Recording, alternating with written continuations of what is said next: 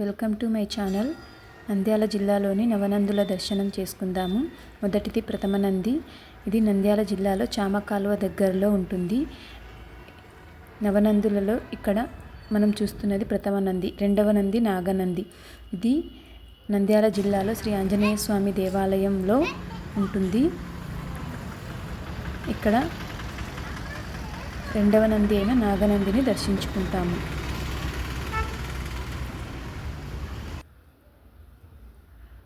మూడవది సోమనంది.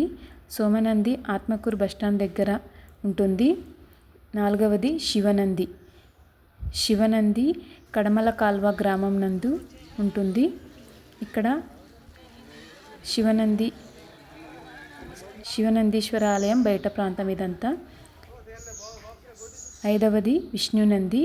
విష్ణునందిని కృష్ణనంది అని కూడా అంటారు. శివనంది సమీపంలోనే లోపలికి వెళ్ళాలి. ఇక్కడ వాతావరణం చాలా అందంగా ఉంటుంది. మనం ఇక్కడ చూస్తున్నదే కృష్ణానంది. ఇక్కడ కోనేరు ఉంటుంది. ఇక్కడ నవగ్రహాలు సతీ సమేతంగా ఉంటాయి. ఆరవది మహానంది.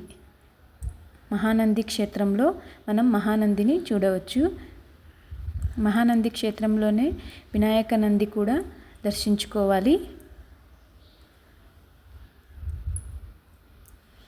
నెక్స్ట్ మహానంది క్షేత్రంలోనే గరుడనంది.